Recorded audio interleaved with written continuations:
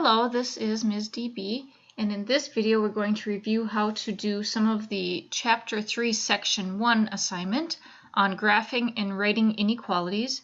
This section will be done in two parts. This is the first part, which is what do inequalities mean and how do we look at a graph and name an inequality, and in the second part you'll actually graph the inequalities using Sketchpad. So an inequality is a statement that two quantities are not equal. So here are the signs that we will use for our inequalities. We have less than, greater than, less than or equal to, greater than or equal to, and this is not equal to. I guess also you might use equal, but the equal and the not equal to we won't usually use. We'll mostly be using these for in this chapter. This whole chapter is about inequalities. So memorize these, learn these, or write them out and hang them in front of you so you don't mess up which way the less than is and which way the greater than is. So a solution of an inequality is any value that makes the inequality true. There's usually many answers that will work in an inequality, not just one number like when we solve an equation.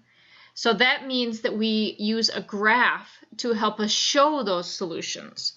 So if we had our answer or our problem is x is less than 6, the number 5 is less than 6, the number 4 is less than 6, the number 0 is less than 6, the number -6 is less than 6, the number 0.5 is less than 6. The number -2.3 is less. There's so many values. So what we do is we graph it. This graph has an open circle because 6 is not a solution. 6 is not less than 6. And then we draw a solid line pointing to the left to show that all the numbers less than 6 to the left of 6 would work, would be solutions. And at the end of that, we put an arrow to show that that would continue on forever in that direction. If we have less than or equal or greater than or equal, then we'll use a solid dot instead of the open circle to show that we would include the endpoint as a solution.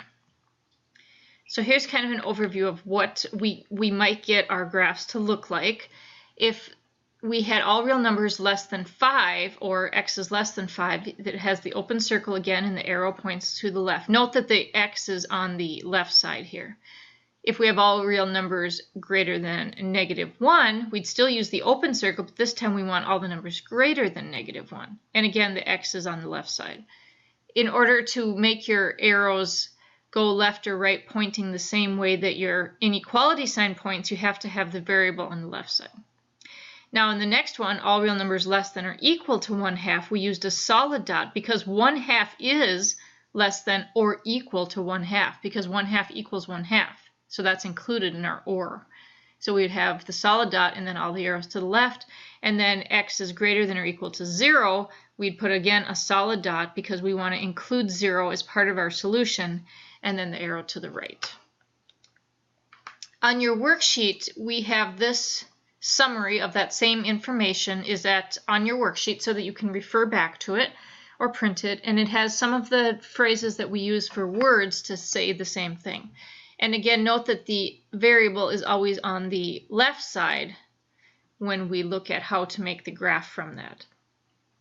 So for 1, 2, 3, and 4, you're going to answer these questions. Number 1 says, what are 3 ways to say x is greater than or equal to 5 in words? So that's similar to this section. So you would just put in the 5 because there's no 5 yet. So you might say at least 5. And often we will say the first one, all numbers greater than or equal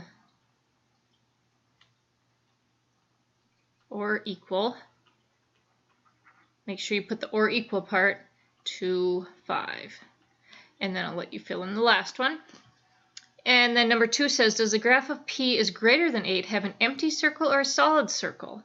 So look up, and your y would be whether you want to include 8 as part of the solution or not. So if you don't want to say 8 is not greater than 8. If you decided to put a solid circle, then say that 8 would work as a solution.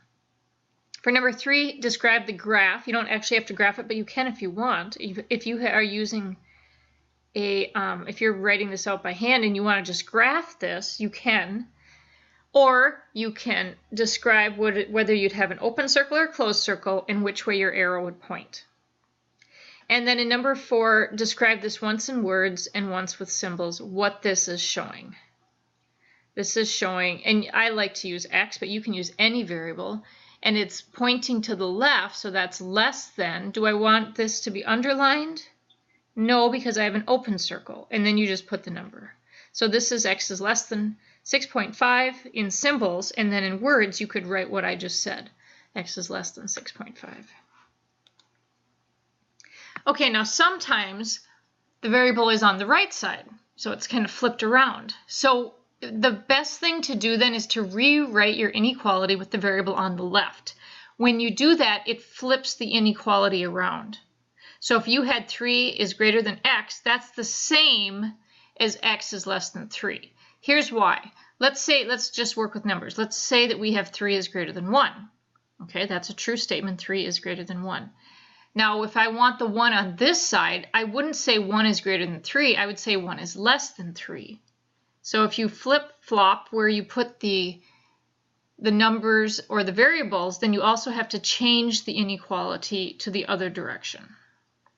So in these 5, 6, 7, 8, all the way really up to 10, 10 is kind of the same thing, you're going to rewrite these so that the variable is on the left side, and then you put the correct sign, inequality sign, and then the number on the right side. So I know it's going to be x on the left this time and 5 on the right. You're not going to change these variables or the numbers.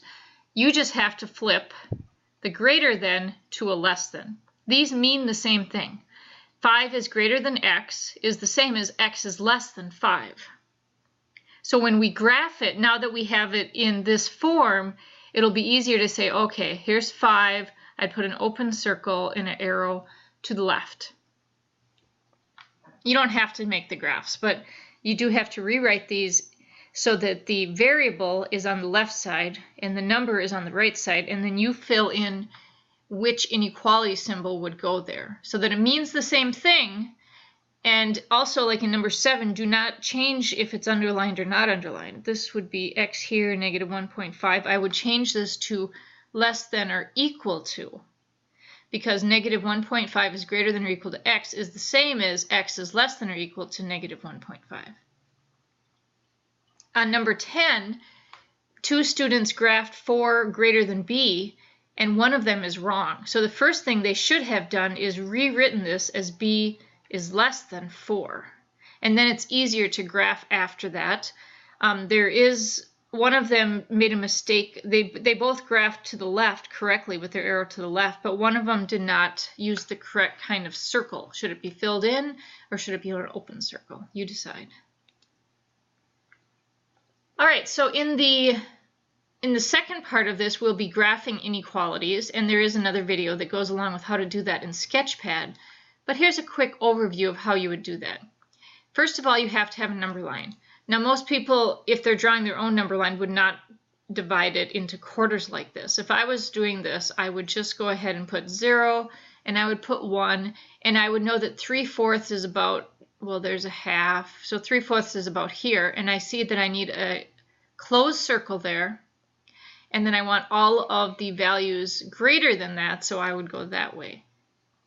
So your number lines do not have to be super detailed, like you don't have to have it all drawn by quarters like that, but you do have to have the right, whether it's an open circle or a solid dot, and you do have to have your arrow to going the right direction, of course. Sometimes, and you'll see this on the other part of this assignment, you'll have to simplify before you can answer the question, before you can make a graph. So in this one, we use our order of operations and do the work in the parentheses and get 2, and then 5 times 2 is 10. So we're going to graph then t is less than 10. So you'd put an open circle at 10, and then all of the values less than 10 would be to the left, so you draw your line that way. Now we will do some of these on the worksheet. We'll look at the graph and say, what is this showing? Is this showing greater than or less than? Is it greater than or equal to, or less than or equal to? So we'll put our variable on the left side. And then you can use X, or you can use Y or A or B or N. It doesn't matter what letter you use, but X is kind of a common one because it's kind of like the X-axis, the number line is. So this is showing that X is less than 2. We don't underline the less than sign because that would be less than or equal to 2, and 2 is not filled in. There's not a solid dot at 2. So this is the graph, X is less than 2. Now in the next one, this is a solid dot, so we will underline our inequality sign. So this one would be X is greater than or equal to negative 0.5. All right, on your worksheet, you're going to match in 11 through 14, you're going to match these written symbolically with their inequality signs with the word phrase. So when you do this, make sure that you see in number 14, this one is written kind of backwards. So you may want to rewrite this one with the variable on the left side like that so that you can better match it to its description. And then in 15, 16, 17, 18, you're going to match the graph on the number line to the right symbolic representation. Let's do number 17. X is greater than negative 4. Okay, well, they all have dots at negative 4. Do I want an open circle or a closed? Well, it's greater than, but not greater than or equal to, so I want an open. So it's either going to be this one, A, or it's going to be this one, C. Which one shows that my solution is numbers greater than negative 4? That would be this one here because that is pointing to the right. It's including all the numbers greater than negative 4, which are negative 3, negative 2, negative 1, 0. All of those numbers are greater than 4. So for which one was that? 17, we would put letter A. And then on the last section, you're going to write your own inequalities. So remember, put your variable first, and then decide whether to use less than or equal, greater than or equal. So put the right sign. And then the number on this is negative 2. So you pick which one of these goes in the box, and do the same thing for 19, 20, and 21. All right, let me know if you have any questions. Thank you very much, and have a wonderful day.